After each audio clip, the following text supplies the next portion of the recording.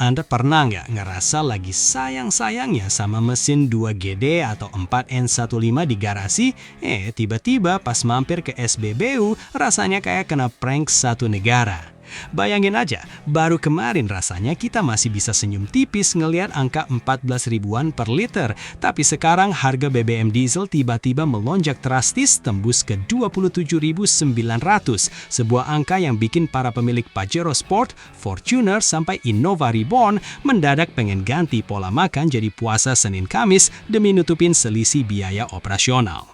Kenaikan yang hampir 2 kali lipat ini jelas bukan cuma angka di papan LED SPBU doang, tapi jadi alarm keras buat kita semua. Apakah masih worth it melihara cumi darat kesayangan kalau biaya ngenggok solarnya udah setara harga kopi fancy di mall setiap liternya?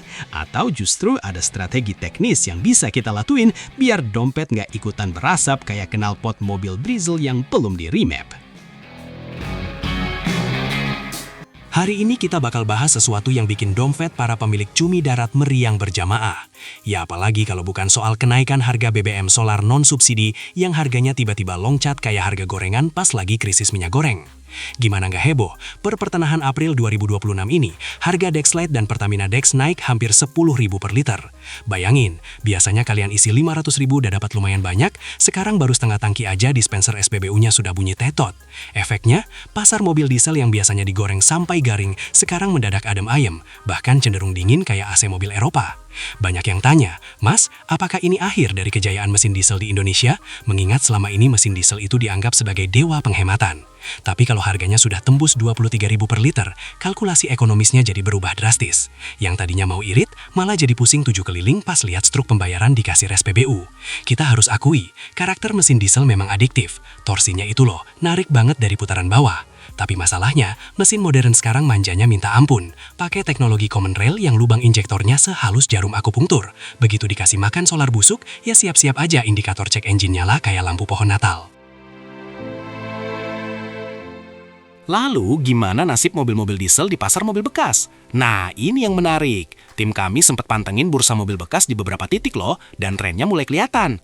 Mobil-mobil yang biasanya jadi primadona kayak Fortuner, Pajero Sport, bahkan Innova Reborn Diesel, sekarang stoknya mulai numpuk di showroom.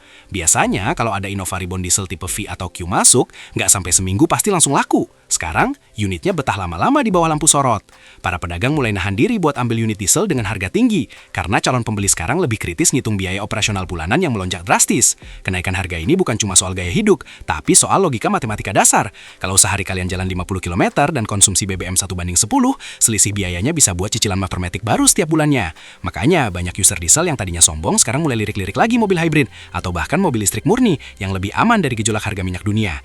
Jangan lupa juga soal faktor psikologis pembeli. Orang Indonesia itu paling sensitif kalau dengar kata harga naik. Begitu berita kenaikan solar ini viral, kepercayaan diri pasar terhadap mobil diesel langsung goyah. Ada ketakutan kalau nanti harga solar bakal terus merangkak naik, menyamai harga Pertamax Turbo atau malah lebih mahal lagi. Tapi tunggu dulu, apakah mobil diesel langsung mati? Nggak juga. Kalau kita bicara soal durabilitas dan kemampuan nanjak, mesin diesel masih belum ada lawannya untuk perjalanan jarak jauh atau medan berat. Untuk kalian yang tinggal di daerah dengan kontur jalanan yang ekstrim, mesin diesel tetap jadi opsi paling logis dibandingkan mesin bensin naturally aspirated. Masalahnya, banyak pemilik diesel di kota besar yang sebenarnya nggak butuh-butuh amat mesin diesel. Mereka beli cuma karena ikut-ikutan tren cumi darat atau biar kelihatan gagah aja di jalan tol. Nah, kelompok diesel-dieselan inilah yang sekarang paling cepat banting setir dan jual unitnya ke pasar bekas dengan harga yang mulai terkoreksi. Penjualan mobil baru pun kena imbasnya. Beberapa pabrikan yang mengandalkan mesin diesel mulai putar otak. Diskon-diskon besar mulai bermunculan buat habisin stok gudang. Kalau biasanya kalian harus antre atau inden berbulan-bulan buat dapat unit diesel tertentu, sekarang mungkin kalian bisa bawa pulang mobilnya sambil dapat bonus karpet dasar dan kaca film premium. Secara teknis, kenaikan harga ini juga dipicu kondisi global yang lagi nggak menentu. Ketegangan di Timur Tengah dan nilai tukar rupiah yang lagi oleng bikin pemerintah nggak punya pilihan lain selain menyesuaikan harga. Dan sayangnya, BBM jenis solar memang yang paling terasa dampaknya karena rantai distribusinya yang panjang. Kembali ke soal harga bekas, tren anjlok ini sebenarnya jadi kesempatan emas buat kalian yang memang butuh mobil diesel dan nggak peduli sama harga BBM. Ini waktu yang tepat buat nawar sadis unit impian kalian. Karena di saat orang lain takut, disitulah biasanya ada celah untuk dapat barang bagus dengan harga yang lebih masuk akal. Tapi ingat, jangan asal murah, cek juga kondisi mesinnya. Takutnya pemilik sebelumnya sudah mulai main oplosan karena nggak kuat beli Dexlite. flight. Periksa filter solar, cek ada kerak atau enggak di area common rail. Jangan sampai beli murah di awal tapi jebol puluhan juta di akhir buat servis besar gara-gara minum jus yang salah. Lalu gimana dengan biosolar?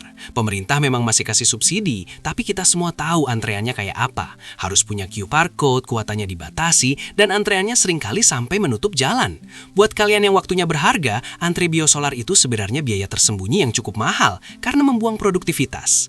Bagi kami pribadi, fenomena ini adalah tanda kalau industri otomotif kita memang sedang dipaksa untuk transisi. Era mesin pembakaran internal, terutama diesel, perlahan mulai masuk ke babak akhir. Teknologi hybrid yang lebih efisien atau EV yang operasionalnya sangat murah, kini jadi ancaman nyata buat kelangsungan hidup mesin diesel di masa depan. Banyak teman-teman komunitas diesel yang bilang, diesel itu soal rasa, bukan soal harga. Ya oke lah, rasa torsi memang enak. Tapi kalau rasa di dompet tiap akhir bulan perih, biasanya idealisme itu bakal kalah juga sama kenyataan pahit. Kita harus realistis, kalau biaya hobi sudah mulai mengganggu biaya dapur.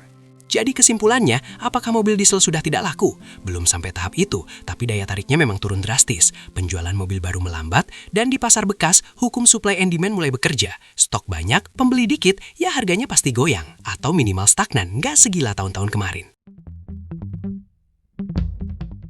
Saran kami buat Anda yang mau beli mobil diesel saat ini, hitung ulang kebutuhan jarak tempuh kalian. Kalau cuma buat antar anak sekolah yang jaraknya cuma 5 kilo, lupakan diesel. Beli aja mobil bensin kecil atau listrik sekalian. Tapi kalau kalian road warrior yang seminggu bisa bolak-balik antar kota, diesel tetap bisa dipertimbangkan. Dengan catatan, siap mental.